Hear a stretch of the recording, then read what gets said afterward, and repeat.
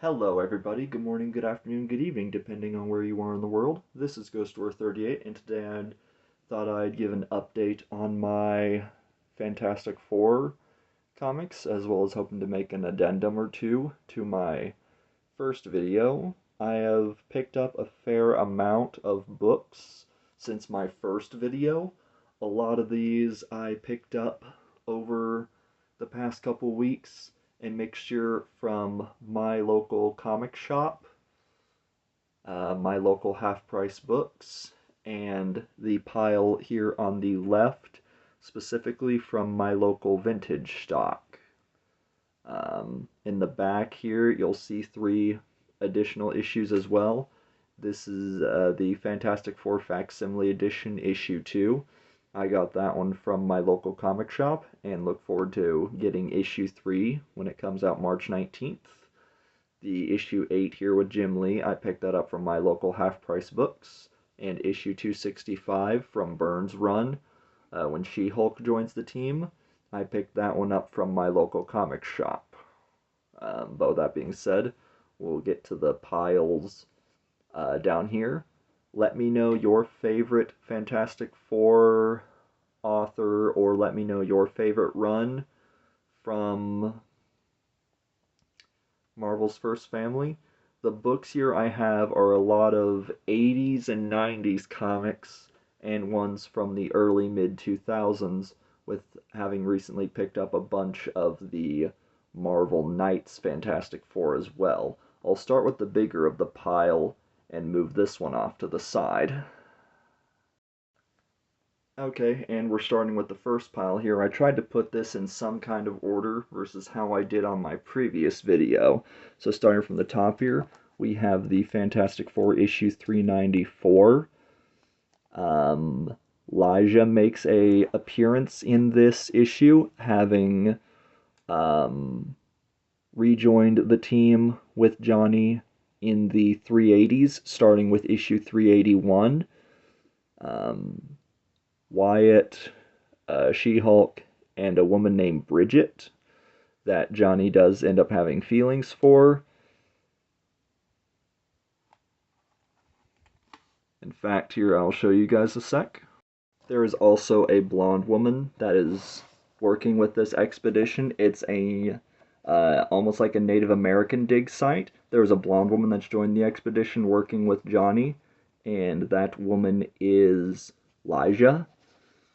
It says, "While I am left alone to suffer the lecherous grins and harmoniously crazed college students, but if this is my penance for deceiving you, my love, then gladly I will bear it, for Elijah will do anything to win back your heart." So she basically feels bad for what happened, because during the issue 380s, I want to say it was 385, Elijah does give birth, but it is not a baby, as they're led to believe it's some type of egg. That's a plot point that comes up later in the story, but as far as Johnny's concerned, he thinks that's their baby, but is later told otherwise. But still, it's a interesting story. There's with Alicia, Alan, no, that's Scott Lang. Ben's face is still messed up from being cut up by Wolverine. Susan and Bridget. Bridget's Elijah, not Susan, Elijah. Elijah saves Bridget. Susan, by this point, had changed her costume from when we saw her in 371. Nathaniel Richards, who we meet also during the 300s run. Just showing you the quick issue here.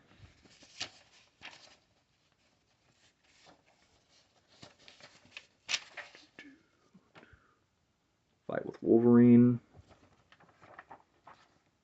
And that's issue 394. I'll say I've always liked the Elijah-Johnny relationship. It's just a shame that their relationship didn't work out. This one here is issue 387. This is part of the arc where Elijah comes back to the team, and Namor is involved as well. This book has a really interesting ending. They basically sort of do like a pseudo time travel element at the end, where they meet their original incarnations from the 60s. So it's so it's kind of interesting and appealing. And Johnny, during this whole time, starting with 381, is paired back up with Elijah after what happened during the events of 371 with him going nuclear and destroying a lot of ESU. They basically kind of reconcile and talk because at this point Johnny still believes she's pregnant, and they're just sort of talking and like seems they're on the mend and trying to get back together, but something happens later in this series from here to the 390s that I'm still reading and trying to get the rest on. So moving on from this one here is 385. I am missing 386, 384, 383, and 382. I am missing 381, but I will be ordering that with mycomicshop.com. Malice makes a this is the arc that I referenced in my first video about it when Malice makes a return. This time around, as of when I talked about it in 369, she made a reappearance as sort of like a dormant personality or an alien that took over Sue's mind rather than being manipulated by Psycho Man. And Sue essentially merges with her, so to speak. That's why we see her getting darker and getting more heated and more hostile, is because Malice was trying to take over Sue's body. But Malice is excised after 384, and she is changed. Her personality changes. Really enjoyed that one. The art was great. This is issue 368 and 366. These are part of the Infinity War crossover. These are tie-in issues, and then 369 as well. So if you want to kind of get the full story, you'll have to read that book. They're different. Apparently there's dealing with a lot of like body doubles and fallout during the war. At least I want to call it that, because I've never read Infinity War, so I can't say much about the event itself. Sue is still dealing with, this is before Malice comes back in 69, so Sue is still kind of like dealing with some things. The Storm back there is actually one of the doppelgangers. Same thing with Cyclops. This is issue 351. This was alright. I picked this up just to add to my collection. Basically, these two celestial beings create mind copy, basically like extracts some, takes some brainwave patterns from each of the Fantastic Four and puts them in this like a labyrinth or maze and basically sees how they'll react. So the Fantastic Four we see here are more or less mirages of the real team. They never actually physically appear in the book. They're more or less a science experiment to see what would happen. This is 347. This is the first part of the new Fantastic Four arc.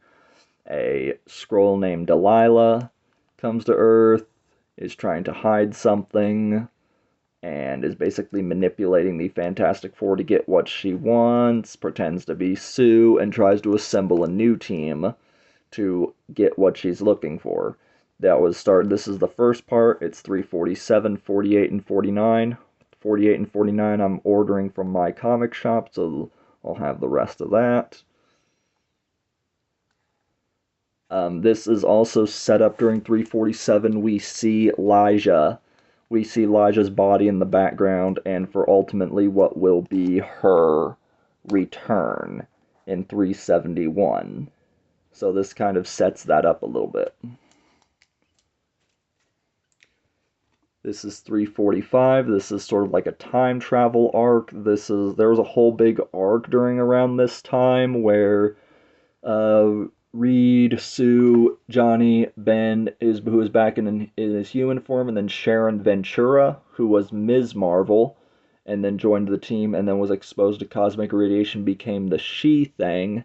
They're just sort of like traveling across time, working and solving problems, if you will.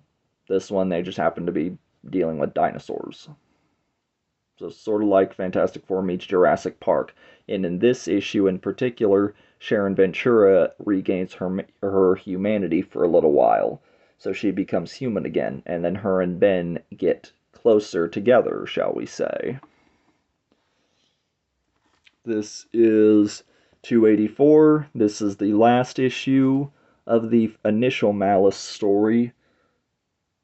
And this is the book I referred to in my first video, where the final panel in this story talks about everything she's gone through with Reed, and this is the story where she tells him she's changing her name to the Invisible Woman. So it's a really good series. It's really unfortunate what happened to Sue that whole time, but it's a really huge character change for her. And this is 283.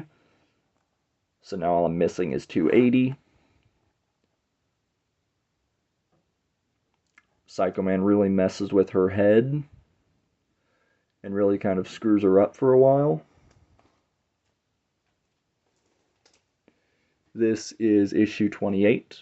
This is during the middle arc in the third series where Reed is still pretending to be Doctor Doom, because in issue 25, and then in issue 26, they marry, or she becomes his consort, the Countess Von Doom.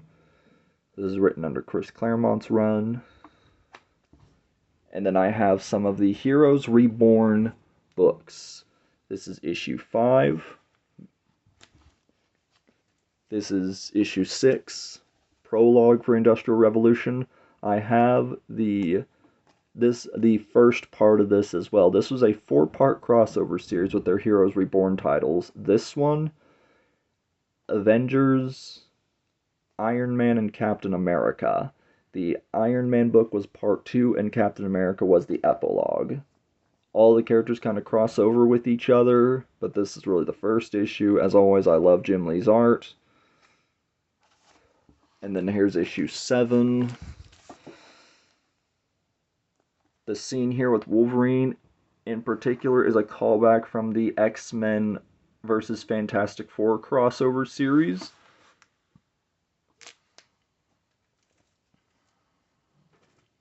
This is issue 9. The second half of the Inhumans meeting. And then this is issue 11. I'm still missing 10 and 12. Terrax, before the events of Galactus. And then this is issue 13. This is a crossover with the other books as well. World War III, this is part 1. Part 2 is Avengers, 3 is Iron Man, 4 is Captain America. It basically crosses over the Heroes Reborn universe with the members of the Wildstorm universe of the Wildcats.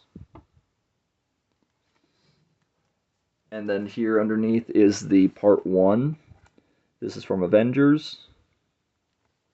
And then I picked up this one. This is Avengers issue 12. This is Heroes Reunited. This is a 4-part series that was basically kind of like the final culmination event of the whole run before World War III. The first issue, 12, is from Fantastic Four. It has the rest of Galactus on the cover. And then after part 3 is Iron Man, and part 4 is Captain America. So to get the whole story here, rather than just this one isolated piece, you'd have to get the full thing.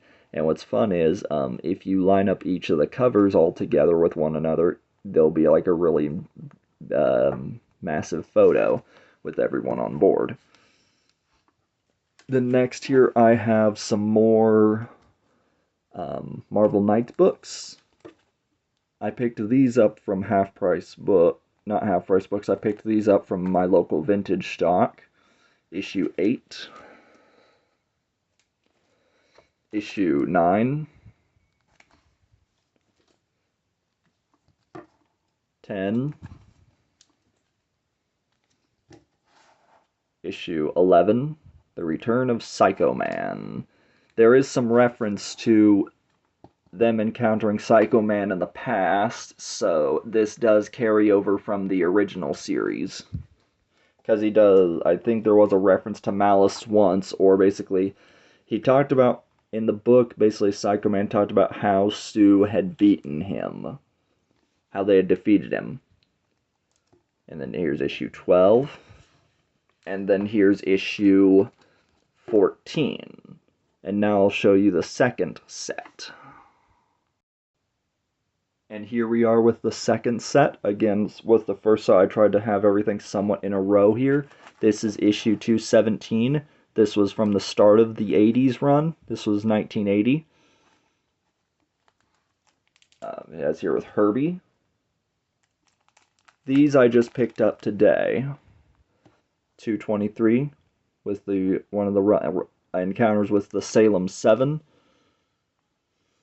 and with Agatha Harkness. And then issue 314, 316. At this time, Ben had maintained a more rockier form. Sharon had become She-Thing. Johnny and Crystal were on the team. And then 332. It's a Stu story. It's a Sue-centered story. Crystal had left by this point. I think she left in actually 317. Yeah, I want to say I think she left in 317 by that point. And then this is from the Acts of Vengeance crossover. I'd never actually read any of this arc before, so I can't say much about it. So 336, 337. I've seen this before because I've seen a True Believers reprint issue of this.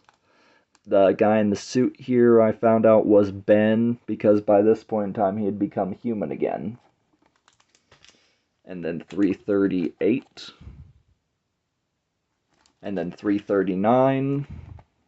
And this, or no, 339. I think I have that one in my shelf maybe already. I might be wrong though. And then this is 340. The Celestial. 341. And then 342.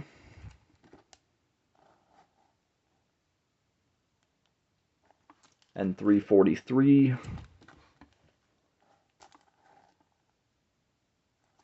344, and then that was before the 345 with the dinosaur issue. And then I have some more of the third series, Post Heroes Reborn, issue 6, issue 7.